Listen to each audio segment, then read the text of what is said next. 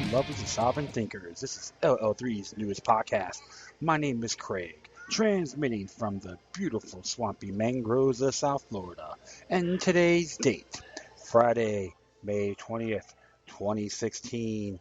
Yeah, it's been doing some other commitments during this time, so I do apologize once again for keeping some delays. I know a lot of my fans out there and supporters are trying to see me a little more consistency, which I feel the same way. So it's just I'm gonna be doing some typical topics I'm like focused on, checked out, and people share with me, and I thank them for doing that. Plus, I like to thank some of the new followers that are checking out my show. I think it's great, and especially give the shout out to the listener from Ganzhou, China. Looks like I've been checking that individual's been checking my show, and hopefully he's downloading and sharing to everyone in the Red Dragon Nation. So remember, even out there, fight the resistance, go with the resistance, exercise, support your freedom like the rest of the world should do. Natural law will always prevail. So without further notice or further ado, I just got some things here is interesting. This actually came from the New American, and this is entitled "New Poll Reconfirms Most Native Americans Still Fine with Redskins." And it says here, nine out of 10 American Indians have no problem with the use of term Redskins as a sports mascot. This is a finding of a new poll published by the Washington Post, which has special interest in the subject because of the hometown National Football League franchise, the Washington Redskins. The poll surveyed 504 Native Americans in every state and District of Columbia. It included all demographic classes and found that 7% did not find the term disrespectful and 8% are not offended if called a redskin by a non-Indian. Interesting stats there, huh?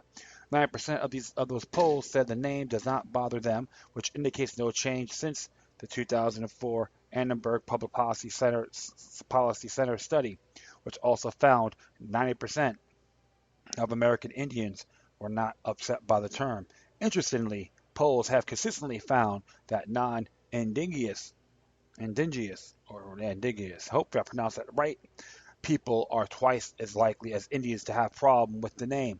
The use of the name by the Washington professional football team has been under attack in recent years, but team owner Dan Snyder has vowed to never change the mascot. In 2014, the Trademark Trial and Appeal Board of the U.S. Patent and Trademark Office canceled 6 trademarks held by the Washington Redskins in a 2-1 vote, declaring that the term Redskins is disparaging to a substantial composite of Native Americans. Joining in the attack was Congressman Tom Cole, an Oklahoma Republican who was a staunch supporter of House Speaker John Boehner. They call it Boehner, calls Boehner. Cole, a moderate Republican with a mere 52% Freedom Index scored by which the New American Magazine measures a congressman's fidelity to constitutional principles. Yep, another compromise, I would say, told the NFL commissioner that the name should be changed because the NFL is on the wrong side of history, adding that it is inappropriate for Redskins to profit from the continued degradation of tribes and Indian people. Some have questioned how appropriate it is for U.S. congressmen to be deciding mascot's name for a professional sports team. Hardly an example of limited government conservatism. Perhaps if our members of Congress were as concerned about our crushing national debt and protection of our liberties as Cole is about what a pro-team cause of our country would be in better shape. Yeah, another stooge, I would say. I got nothing else better to do. It is logical to presume that nicknames and mascots are chosen for sports teams, whether at a high school, college, or professional level.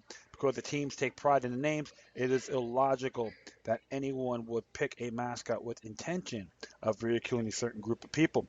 One may safely presume, for instance, that the Minnesota Vikings are not desirous of insulting those of Norwegian ancestry, nor the Texas A&M Aggies poking fun at farmers.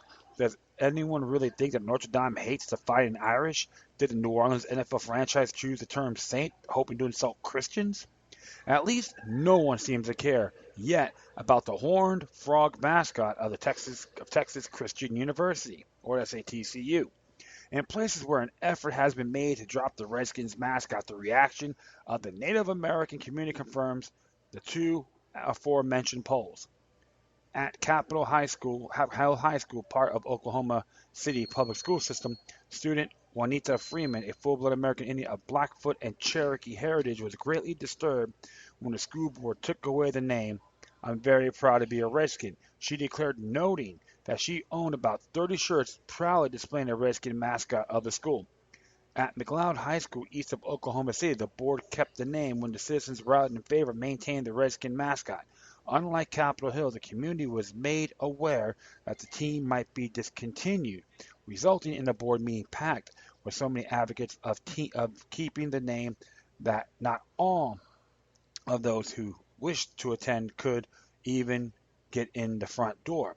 Some come from the outside of the community to argue against the name. Summer Wesley, a Choctaw Indian and lawyer, warned that the school could lose federal funds if it kept the name. She cited the American Psychological Association, which claimed that all Indian mascots should be retired because the terms such as Redskins cause damage to the psychological development of the American Indian children. An unidentified student spoke in favor of the mascot on behalf of the McLeod High School Intertribal Club. She disputed the remarks of what she called an outside voice, arguing that they do not speak for our local Native community. We're not being manipulated by others, she insisted. We're speaking at our own opinions. Not a single member of our tribal club finds the Redskin name offensive. We find the Redskin name an honor. The Kickapoo tribe of Oklahoma, headquartered in McLeod, issued a statement in support of keeping the Redskins mascot. Mosaic Blue Cloud spoke on the behalf of the tribe to explain the meaning of the term redskin. It is in reference to the paint we use. We paint ourselves with red paint. It is written down by a linguist, a famous linguist, and one of my heroes, Ives Goddard, who talked about how the term started out as we were called ourselves. Redskins was not something the colonizers gave to us. We took that name and it was translated. Blue Cloud's position, the term Redskins originated with the indigenous peoples themselves, appears correct. Chief Mosquito of the Pankashaw tribe is recorded as having addressed an English officer in 1769 using the phrase, if any Redskins do you harm. In 1812, Osage Chief No Ears made the statement, I know the manners of the whites and the Redskins. This contradicts the inflammatory myths being circulated that the term came from practice of paying the bounty for Indians using redskin in reference to a bloody red scalp of a Native American. Adam Joward is in his November 13th, 2012, An Indian Country Today, entitled Redskins Not So Black and White, dismissed as simply revisionist history. So why there is such a push to eliminate Indian sports mascots in general, and the Redskin mascot in particular? Part of the answer is that there have been a leftist tactic since at least the French Revolution to divide society into antagonistic groups. Karl Marx, author of the Communist Manifesto, saw such a class struggle as a prime method of advancing the cause of communism. Thus, it is a common tactic to the left to make use of existing animosities between different ethnic groups if they do not exist, to create them. Young are pitted against the old, men against women, poor against the rich, and of course, charges of real or imagined racism are often to advance some of the elements of the progressive agenda. So the whole thing is, my friends, it's divide and conquer. This is another form of mind control 101, and you can see, and even Edward Bernays' playbook, propaganda. Yeah, so did they coexist or try exist with one another? Absolutely, along with the Communist Manifesto to be exact. Such tactics serve to advance the goals of the left because the solutions are always more government control in some fashion. For example, the continuing effort to demonize Christopher Columbus is simply part of the larger campaign to undermine the foundations of Western civilization. It is the same as a motivation for attacking the historical reputation of men such as George Washington, Thomas Jefferson. because one of these pillars of our republic are no longer seen as objects of admiration. They can be replaced with leftist icons, thus advancing the secular and socialist agenda. So this is by Stephen Bias. So it's really interesting here because you have to, like I said, I'm always observing people like, oh, well, Jefferson owned slaves, this and that. You know what? You'd be surprised who owned slaves and so forth. Okay, but the interesting aspect, you have to look at everyone, even back then with the founding fathers, and even with the past Native American individuals, they had their rough edges. It's nothing new whatsoever. You have to, and plus, you always gotta be careful of the hype and the hoopla. That's how they do. They want to advertise like it's attractive, that people get angry, and so they'll be like, Matt, they'll be like, get hooked, caught, line and sinker, like throw a mistake, and they'll jump on it real quick without even thinking twice. That's what we had to say about what's the whole thing about the whole mind control aspect. And don't get me wrong, I've hear all sides of this issue as an example. And I always paid homage to the Native American sisters out there because they have a real beautiful culture. And like for example, with Florida State University, the nickname the Seminoles. They had I know they said the state school, the school itself, and Seminole tribe of Florida have this unique relationship. So at least it preserves its heritage, and they always have the ritual of the arrow bearing spear onto the middle of the football field to start the event, the football game before kickoff. And you know what? And even some of the mascots are like Native American Seminole tribe, Seminole blooded, which is cool. And it's like you have to look at everything as a whole. And this is why, my friends, you have to always be careful of getting caught in this hype and hoopla. And this is just a prime example of what they want you to try to manifest. This is why I tell everyone, even on my show and on my website, about me, always observe responsibly. The truth of the matter is to each his own. This is how I see it. But always look at the beautiful things of this heritage and so forth. Imagine, what's funny about the tomahawk chop, because I know I'm ranting on this. A lot of the Native Americans consider that to be sacred, and I respect that dearly. What would happen if every Native American at a football game was doing the Caesar salute, okay, during a football game, or the Sieg Heil, the Nazi salute, but the Caesar salute? That's okay. That's what the Third Reich or the Adolf Hitler got the salute from, okay, from the Roman Empire. Imagine if everyone in Native America does that. The Anti-Native Nation League will be foaming at the mouth. They're anti-Semitic. Let's throw these people in prison. They will climax to the core. Okay, so there's nothing to think about. But you know what? Hey, if the Native Americans on this poll said they're not really offended by it, let's move on. Move on and still love one another the best we can. Okay, my friends. All right, enough of that. Next one here actually came out. It came out today by the Guardian, and I got this from David Icke. I remember he talked about the whole sex abuse cases, like even from his books, The Biggest Secret and so forth, for like almost 20 years. They thought he was some nut job. However, stuff is coming out, and I know I did talk about this in England about sex cases, even from the district councils and so forth. And this one here is interesting. It says huge scale of sex abuse shocks police. Public inquiries referring 100 new cases every month for investigation. The scale of child sex abuse in England and Wales is being exposed by the evidence of thousands of victims, passed through police at a rate of 100 cases a month by the official public inquiry set up in the aftermath of the Jimmy Savile scandal. Simon Bailey, head of the National Coordinating Unit Operation Hydrant, said his team was expecting to be past a total of 30,000 reports of a new child sex offenses by the Goddard inquiry and predicted rate of referrals of allegations of abuse would increase. Bailey, who's the chief constable of Norfolk, said that given the trajectory of number of reports, the police would be investigating 200,000 cases of child sexual abuse by 2020, giving an insight into the extent of the abuse in Britain over many decades. This is a long time. He's a good 50 years at least, in my view. Okay, because I've been like reading stuff like this. There's been cases in that area, of the United Kingdom. And I will proceed. He said, it is fair to say that I am surprised by the extent of abuse being exposed. It is shocking. I'm trying to get a message across to the public about the scale of this.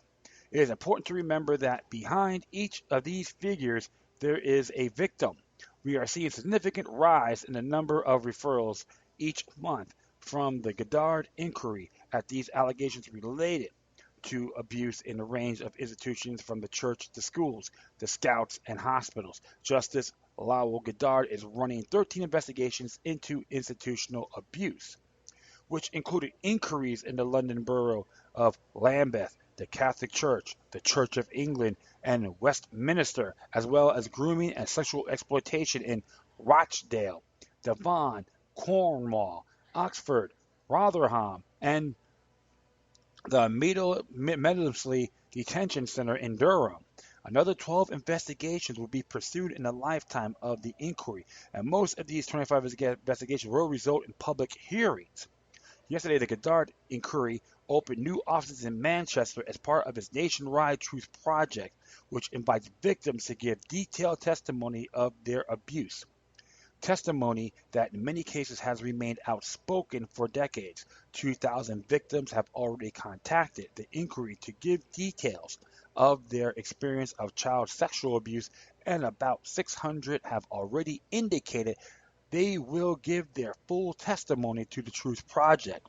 In Australia, where a royal commission into child abuse is being held, the number of people who have come forward has surpassed all predictions.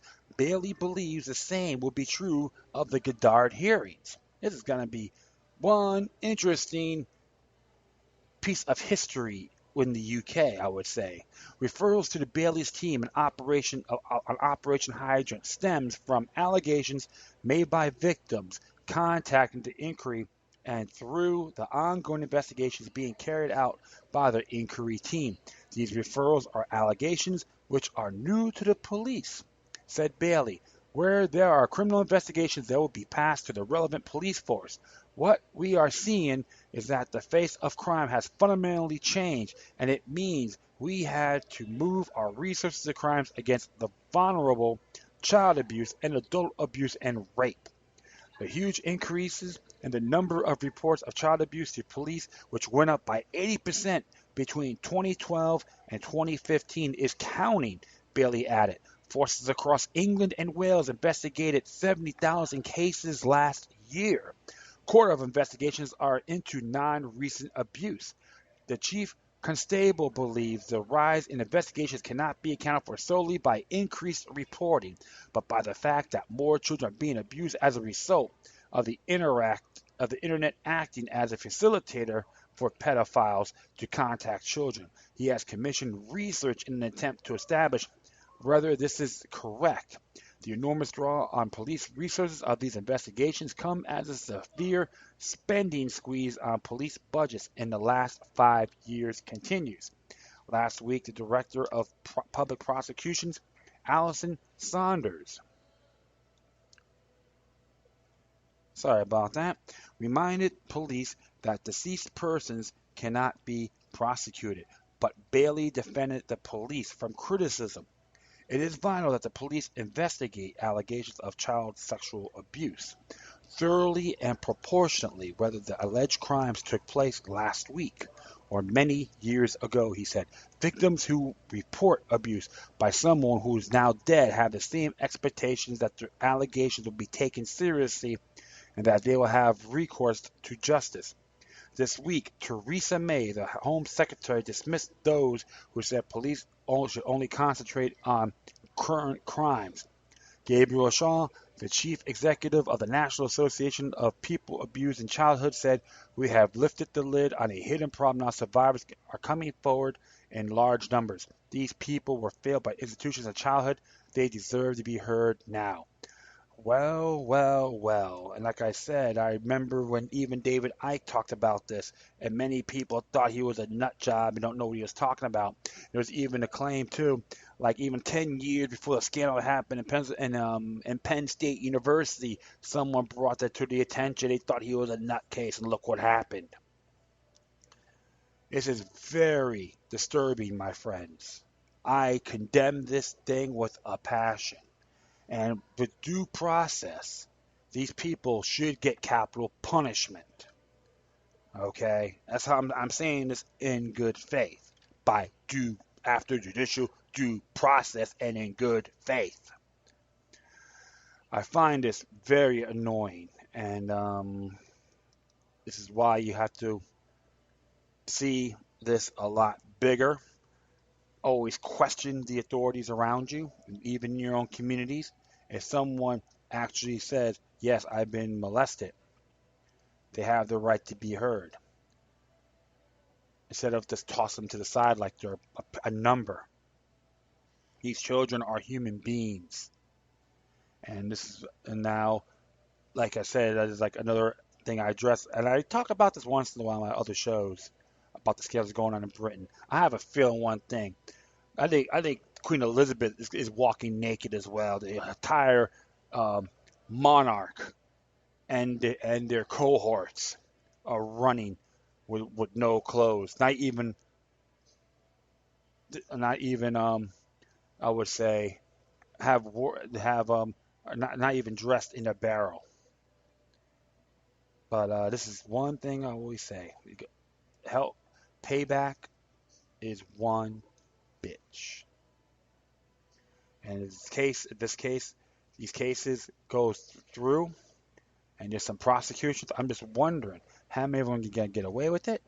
How many are gonna be committing suicide? Or even if they get even if they're convicted, how many gonna be gonna survive the prison system if they're the general in the general in there with the general public? You'd be surprised, my friends. Even with those particular inmates, they don't like individuals like that at all. They're like pieces of garbage. But this stuff is coming out, and many of those conspiracy theory, not anymore. Now we'll proceed. Next here came from newstarget.com. It's entitled by Greg Weiss, entitled Expert Warns that Fukushima fuel cores have melted into the groundwater. March 11, 2016 marked the fifth anniversary of the Fukushima disaster. Although Tokyo Electronic Power Company, or TEPCO, has taken stride to decommission the power plant, they have yet to locate the missing nuclear reactor fuel, suggesting the cores have completely melted into the groundwater. In 2011, a 9.0 earthquake rocked the coast of Japan, which spurred a tsunami that crippled three nuclear reactors at the Fukushima Daiichi power plant. Don't worry, like, there's a function happening at the Broad Convention Center, and people are mingling and enjoying a prom. Since there was no water to keep the reactors cool, they began to overheat and melt. The melted fuel rods gave off hydrogen gas, which caused all three units to explode. More than 5 years, not one is sure how deeply the cores melted into the Fukushima site. Remote control robots can't even withstand the dangerously high radiation levels. At the third explosion occurred at the Fukushima power plant on March 15th, 2011. In Unit 2, the radiation detected at the power plant was 400,000 microsieverts per hour, which can be lethal to humans if they're exposed for long enough. To put this into perspective, 100 microsieverts per hour is enough to cause severe radiation poisoning. In addition to contaminating the surrounding air, water, and soil, radiation bleeding from the power plant has tainted shipments of vegetables, and fish. Even in 2016, there have been reports of radioactive tea and seafood shipped from Japan. TEPCO and Japanese government have continued to undermine the severity of the disaster, while the mainstream media has been virtually silent in regards to the ongoing debacle. Arnie Garderson, nuclear engineer and founder of Fairwinds Nuclear Energy Education in Burlington, Vermont, told media just a few days after the catastrophe that Fukushima was Chernobyl on steroids. The reason for the comparison between Chernobyl and Fukushima is that the TEPCO nuclear reactor's cores melted to the ground. More than 5 years later, many experts suspect the cores have melted through the concrete floors and contaminate the groundwater, seeping into the power plant from nearby mountain runoffs. At the present, approximately 400 tons of groundwater flood the radioactive reactor basements each day. TEPCO's only solution to the problem is to store the tainted water in a growing number of tanks. As of fall of 2015, almost 800,000 tons of radioactive water were being stored in more than 1,000 industrial tanks near the Fukushima site, reports Earthfile. Garnison recently traveled to Fukushima Prefecture for a month to gauge radiation levels in parking lots, sidewalks, grocery stores, I like that, stores, and nearby wildlife. Commenting on the gravity of the situation, Ernst said scientists and engineers knew exactly where the nuclear core was at Chernobyl a year later, but not Fukushima. We got only 3 nuclear cores that are in direct contact with groundwater. Now that means because the containment broke and water is coming in and there is contaminating the groundwater. So clearly, the liquid releases from Fukushima are way, way more severe than Chernobyl. And we got a couple of sources to check out: Earth Files, Science.naturalnews.com, and BlueForensics.com. I gotta say this, my friends. I've been getting reports too. I think it's from Fukushima Update that people have been dying, children are suffering. That whole area in the Pacific coastline has been affected by this horrific event. I am refused to go to Japan based on those conditions. There's some great people that live out there too. They are suffering dearly. I don't know why they have these nuclear reactors on the fault lines. And I remember when people, a lot of the hippies were back then, when people were protesting on the whole nuclear power plants, and I gotta respect that. I am not crazy about nuclear energy. There's other ways of getting power. And these folks they assume they know better than you or Mother Nature. Look what happened. There's even stories there are many other nuclear reactors in the United States and the world are on these fault lines. Come on, where's your common sense? But it's really disturbing because, like I said, you're gonna have a lot of children are really gonna suffer in that area, including Siberia, the Korean Peninsula, Chinese coast, etc. It's really disheartening to read about these things. And that's why you hope and pray, man. Hope and pray for the best. For the ones out there and the rest of the world are suffering from this major catastrophe. All right. I'm going to do one more here. Came out a couple of days ago. It comes to Intercept by Lee Fang. It says here, police and prison guards group fight marijuana legalization in California. Roughly half of the money raised to oppose ballot measure to legalize recreational marijuana in California is coming from police and prison guard groups, terrified they might lose the revenue streams, which they have become so deeply addicted. Drug war money has become a notable source for funding law enforcement's interest. Huge government grants as asset seizure windfalls benefit police departments, while the constant supply of prisoners keeps the prison business booming. Yeah, for private prisons. The opposition to the marijuana legalization initiative slated go before the voters in November has been originated by John Laval, a longtime Sacramento lobbyist for police chiefs and prison guard supervisors. Laval's Coalition for Responsible Drug Policies, a committee he created to defeat the pot initiative, raised $60,000 for the first 3 months of the year, according to a disclosure filed earlier this month. There's links on here too, so. The funds came from the group representing law enforcement, including the California Police Chief Association, the Riverside Sheriff's Association, the Los Angeles Police Protective League's Issues PAC or PAC, and the California Correctional Supervisors Organization. Ooh.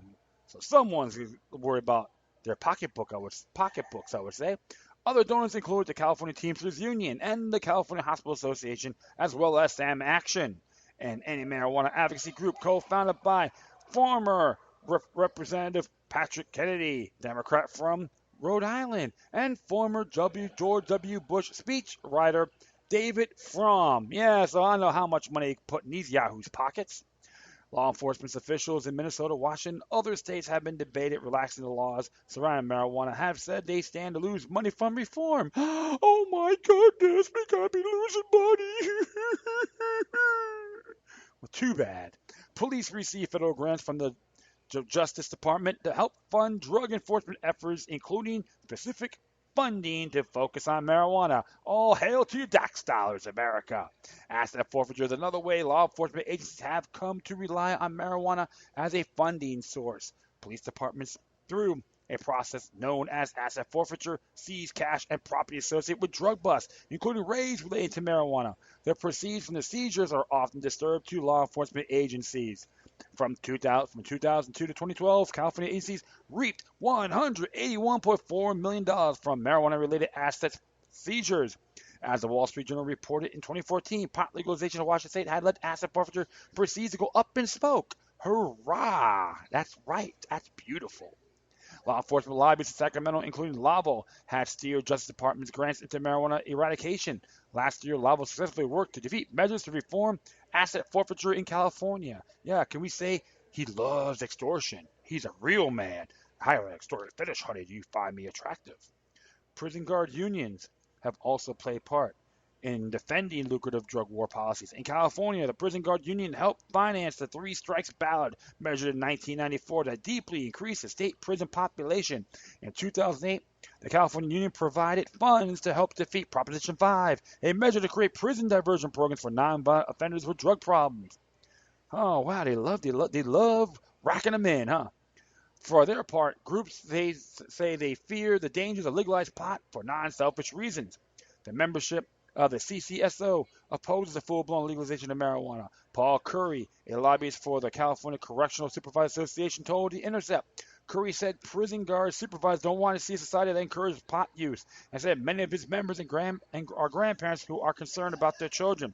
If marijuana is not a dangerous drug, the federal government will have made a change. But the facts remain that it's a federal crime, he added.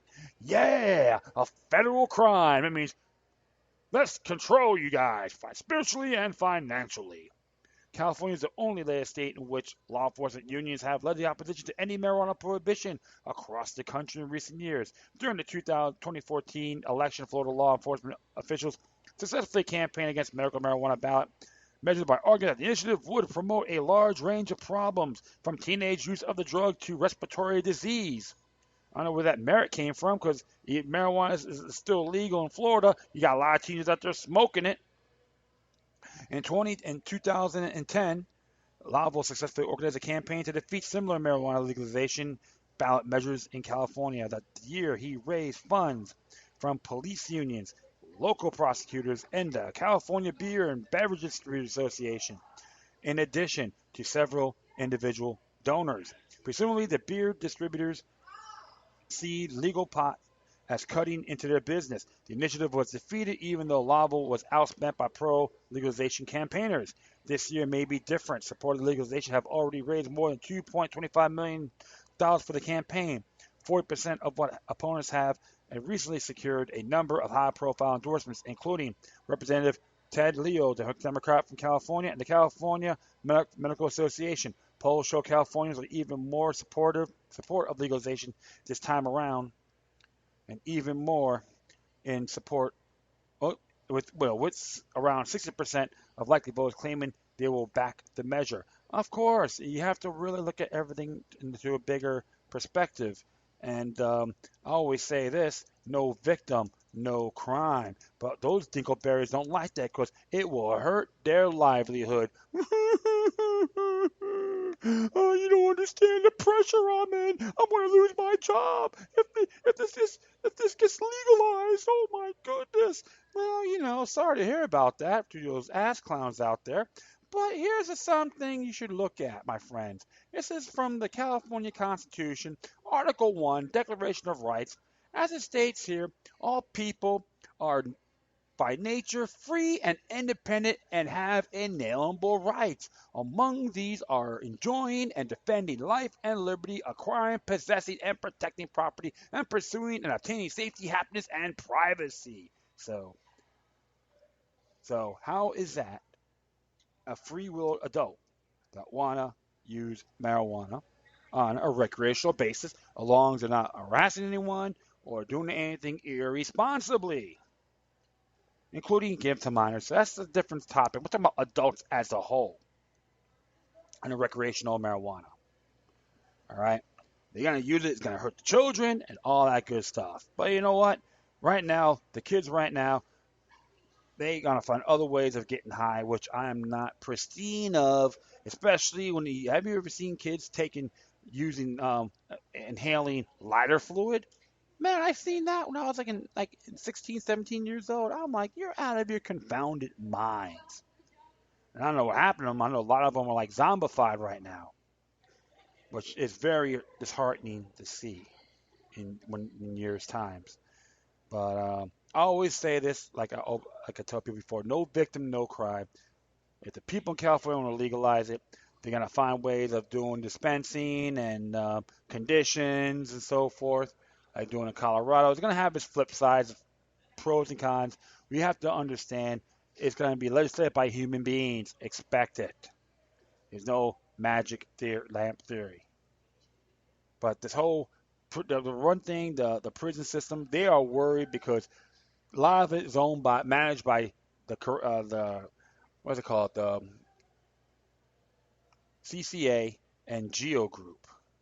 All right, so that's one thing they don't want. They don't want this to go through because it will hurt their pocketbooks. And I say to hell with these yahoos, these parasites, these bastards, and the disgusting corpses they have out there too. Which is just an example. Hey, if there's no victim, there's no crime. That's all I have to say about it. So you know what? Too bad for those government delegated Uncle Toms. You get what you deserve. And if this happens, it's called blowback on your part. It's going to blow it back in your faces. And you know what? If it does, you reap what you sow. That's all I got to say. All right, my friends, that is all for now. I'd like to thank everyone for listening, and please feel free to download and share this information throughout your social media networks.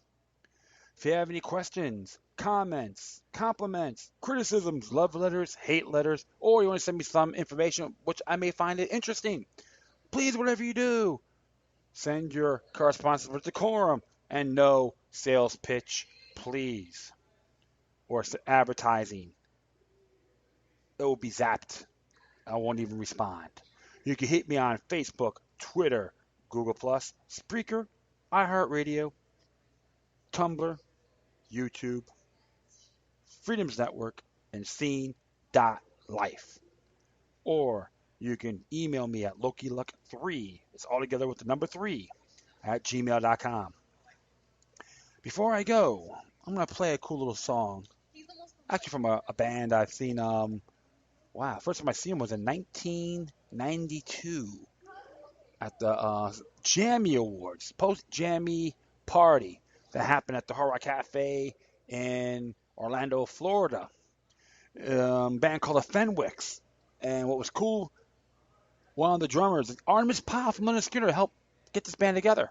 And it got a couple of guys from the band that are from New York. They had a real cool, talented, entertaining folklore feel. So I'm going to play you a song from one of the cool little tunes called The Devil's Den. Also known as Too Dumb to Die. Very neat, very cool, and of course, entertaining. All right. So once again, I thank you for your time. Plus, always remember that demoniac resistance is healthy for the soul and can liberate humanity. Until next time, take care of yourselves. Keep on spreading the love, and may your guardian spirits be with you.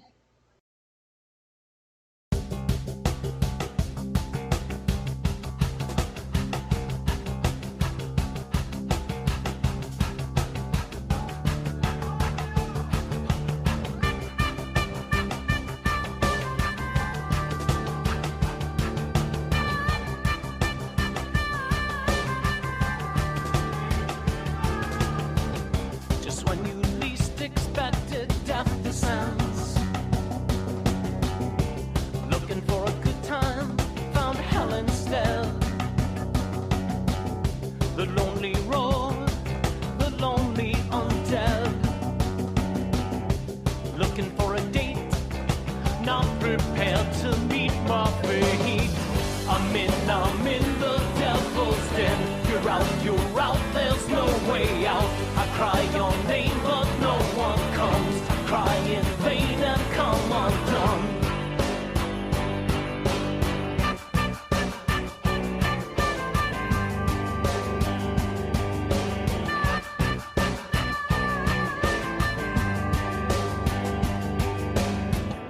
A demon's game, a double dare. You place your bet, yeah, you bet your life. If what you reap is what you sow, then I am screwed. I know. I'm in the devil's den. You're out, there's no way out. I cry your name, but no one comes. I cry in vain and come undone. Now blood and flesh and bone and teeth, they tear and gnash and claw and feast. Where all that lives is good to eat. Where all that lives is good to eat. Yeah!